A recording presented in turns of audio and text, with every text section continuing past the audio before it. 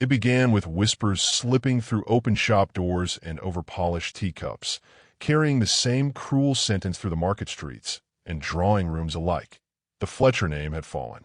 Henrietta Fletcher heard it everywhere, though no one ever spoke it directly to her face. At 23, with steady hands and a spine trained to grace, she moved through the summer air as if dignity itself were a shield. Once she had walked beneath chandeliers. Now she passed beneath hanging laundry and the glare of pitying eyes, each step measured, each breath an act of quiet endurance today.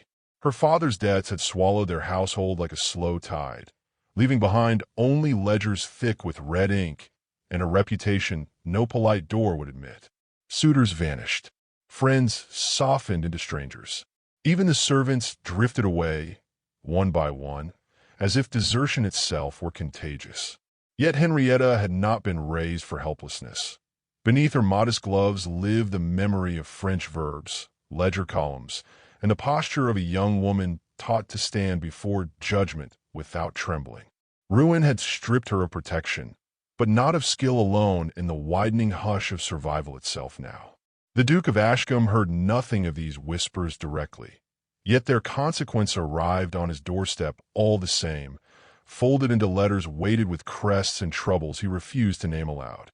At 25, he ruled an estate that looked magnificent at a distance and hollow at its core, its stone corridors echoing with the absence of warmth.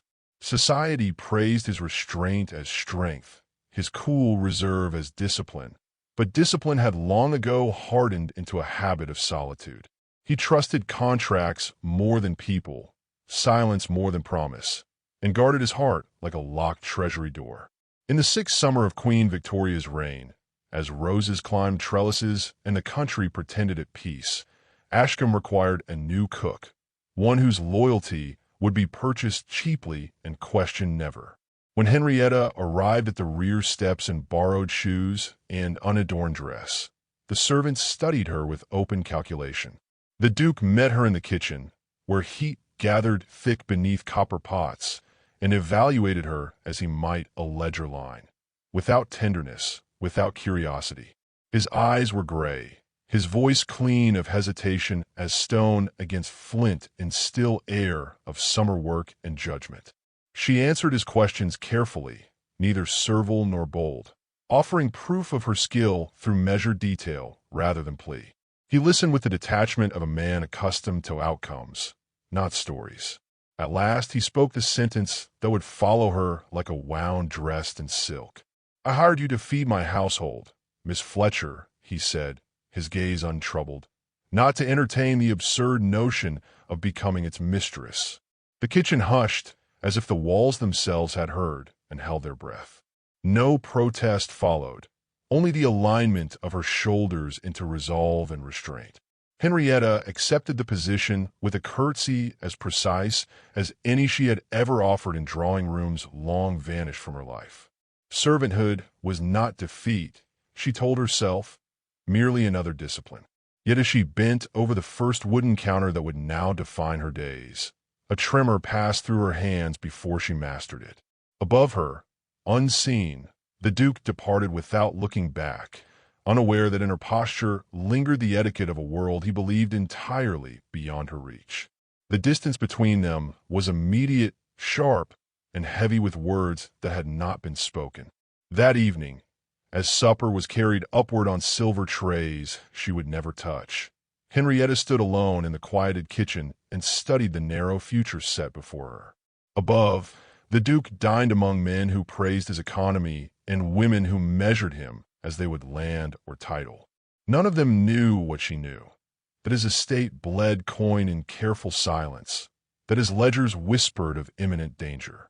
She folded that knowledge away like a hidden blade, uncertain yet of its purpose. Outside, the warm wind lifted the curtains as if signaling motion where none stirred. Much later, when the household had settled into candlelit stillness, the Duke paused alone in his study, the remnants of the day arranged neatly before him. He congratulated himself on economy, on the clean certainty of lines not crossed. Yet the image of the young woman's steady gaze returned without invitation. unsettling in its composure. For the first time in many seasons, he sensed the faint disturbance of an order he had believed unchangeable, and somewhere below, in the quiet heat of the kitchen, a future he had not anticipated drew its first unseen breath in the dark of summer. By the third week of her employment, the household had begun to change in ways no one could quite name. The Duke's guests lingered longer at table, surprised by flavors that whispered of distant ports and patient study rather than mere obedience. Henrietta moved through the kitchen like a quiet architect of order, reshaping chaos into rhythm with neither flourish nor complaint. She wasted nothing, listened to everyone, and learned the moods of servants as one learns the weather, not to control it, but to survive within it. The Duke noticed only in fragments at first. A plate returned empty, a steward's praise cut short by restraint, a ledger that balanced for once without his intervention. Then one evening, he noticed her handwriting. He had left an estate account on the secondary table by mistake, the figures dense and unforgiving, never intending for her eyes to find it. By morning, the margins bore corrections so small and precise they might have been etched by conscience itself. His name was signed beneath in the modest curve of her hand, nothing more. Suspicion stirred before gratitude, as it always did with him. At breakfast he asked her nothing, yet the silence pressed differently between them, weighted now with something unacknowledged. Henrietta met his gaze only once, long enough to convey neither fear nor triumph, then returned to her work as if accounts and destiny were equally common tools. It was after this that Lady Whitcomb appeared, summoned by rumor and expectation in equal measure.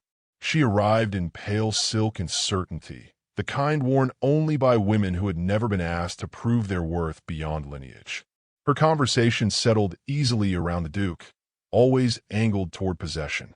She smiled at Henrietta as one smiles at furniture, acknowledging presence without granting significance. The household sensed the shift immediately, the tightening of air that precedes storms no one dares to name. At dinner that evening, a visiting lord commented idly on the seasoning of the fish, then startled himself by praising it in 3 different languages before realizing he had done so. Henrietta, summoned despite custom, answered him in the same tongues with quiet fluency, her words restrained, her accent precise. The table stilled. Lady Whitcomb's smile held, but something hard flickered behind it. Later, in the corridor beyond the kitchens, the Duke stopped Henrietta with one sharp gesture. He questioned her, without softness and without volume, demanding to know where she had acquired such learning. She answered truthfully, offering him neither apology nor defense, only fact. His disbelief yielded, inch by wary inch, to understanding he did not yet wish to possess. He told her she would keep such knowledge private, and she replied that concealment had long been her most practiced art. From that moment, the distance between them altered, not shrinking but sharpening into awareness. Within days, a quiet emergency unfolded in the estate's finances, a contract turned treacherous by omission rather than lie. The Duke deciphered enough to know danger, but not its escape. Henrietta saw the flaw at once. Working at night by borrowed candle, she drafted a response through indirect channels, disguising correction as courtesy and rescue as routine adjustment.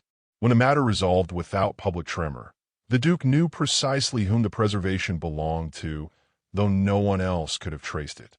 He did not thank her. Instead, a small parcel appeared on the preparation table the following morning, a slim, time-worn volume on mathematical trade principles, bound in dark leather. It was not generosity so much as recognition in restrained form. Other eyes noticed. Lady Whitcomb began to linger near doorways, to collect remarks as one might gather thorns. By the end of the week, a rumor moved as rumors do, dressed in half-truth and sharpened by envy. The cook was meddling in affairs far above her station. The accusation struck not with rage, but with elegance when it reached the Duke, carried gently over tea. He said nothing in reply, yet that night he found Henrietta alone with her hands folded, awaiting judgment she had not sought. The rumor did not explode. It ripened. By the time it reached its full poison, it had passed through so many mouths that it arrived dressed as concern rather than accusation. The cook was overreaching. The cook was manipulating figures. The cook had designs beyond her apron. Henrietta felt it in the changed tones around her, in glances that turned away too late, in the sudden stiffness of the junior maids who had once laughed freely beside her. She answered none of it. Silence, she had learned, was not surrender but contour, a way of shaping what could not yet be spoken aloud. The Duke observed the shift with the wary patience of a man who distrusts coincidence. He weighed each word reported to him, each pause in the steward's voice, each casual reference to Lady Whitcomb's raised brow. Yet he delayed action, bound by his refusal to appear swayed by rumor or sentiment. This restraint, long his shield, became a weapon turned inward. Henrietta worked on, outwardly unchanged. Though each morning she rose earlier, each night she slept less, the discipline of endurance tightening around her like armor that never fully rested. At last the strain found its rupture. The Duke summoned her not to the kitchen, but to the narrow library adjoining his study, a room seldom used except for private reckonings. Books towered on every side, their spines dulled by decades of ownership rather than affection. Candlelight trembled between them. He accused her without cruelty, yet without protection, repeating the rumors as if their very repetition might extract truth. She listened without flinch until he faltered on a word that did not quite belong to him. Then, quietly, she corrected him, not on the rumor, but on the financial principle at its heart. The precision of her reply startled him into stillness. He asked her then, not as employer, but as a man stripped of certainty, why she remained at all. The question, hanging suddenly unguarded between them, unsettled them both. Henrietta hesitated, the habit of concealment warring with an exhaustion deeper than fear. She spoke of necessity first, of survival, but the word tasted insufficient the moment it left her mouth. She added, almost unwillingly, that dignity, once lost, becomes a debt one spends a lifetime trying to repay. For the first time, he saw not the composure, but the cost of it. Something in him answered before he intended it to. The past he buried shifted like a restless sleeper. He spoke of trust betrayed in youth, of the caution that followed him into every contract and every closed door. He did not name the woman who had taught him that love could imitate loyalty just long enough to destroy it. He did not need to. The shadow of it shaped his voice. In the quiet that followed, the gulf between their stations narrowed, not by choice, but by recognition. The air grew charged with what neither dared to claim. He moved closer, not in threat, but in uncertainty, as if the space between them had begun to ask questions of its own. "You stand here as if you belong," he said, not accusing now, but searching. Henrietta met his gaze with eyes that no longer sought approval. "Belonging," she replied, "is not conferred by rooms or names. It is endured." The honesty of it struck him deeper than any flattery might have done. The nearness unsettled them both. His hand lifted as if in instinctive emphasis, then fell back before it could betray him. Her breath caught the smallest sound, yet it echoed in him with disproportionate force. They were close enough now to feel the warmth of one another, close enough for the unspoken to acquire weight and temperature. But silence returned like law. The world beyond the walls reasserted itself in memory. Rules, scrutiny, consequences. He stepped away first, not in rejection, but in retreat. By morning, the household learned that Henrietta would be leaving at week's end. The announcement traveled quickly, relieved in some quarters, uneasy in others. Lady Whitcomb's satisfaction was entirely unhidden. Henrietta packed her few belongings with efficient calm. Yet each folded garment carried the gravity of departure that is not chosen so much as endured. When the Duke learned of it, he offered no protest. Restraint circled his words as always, but its familiar safety now felt newly hollow. On her final evening, rain traced quiet lines against the windows, and the estate settled into a stillness that felt deliberate. Henrietta extinguished the last lamps of the kitchen and stepped outside into the cool, letting the dark claim her without ceremony. Above, in the study he pretended still to occupy, the Duke watched the courtyard empty of her small, steady figure. He told himself this ending restored order. Yet as the night deepened and the rain thinned, the silence she left behind proved louder than any scandal and far more difficult to master. The carriage halted beneath a blaze of lanterns and lacquered horses as the great house of the evening received its guests, and the Duke of Ashcombe stood amid velvet and gold with the practiced calm that had once protected him from every dangerous human expectation tonight, without the comfort of. Whispers flowed through the ballroom in silken currents as alliances shifted with each measured smile. Yet his attention strained toward the doors with a discipline that now felt like punishment, for absence had become a louder presence than any rival ambition he had ever mastered within his public composed posture. Henrietta entered not as servant, but as consequence, dressed plainly, yet moving with a composure that parted the crowd more decisively than silk. Her return announced by nothing more than the stillness that followed her steps and the sudden recalibration of every curious gaze that sought to measure her worth.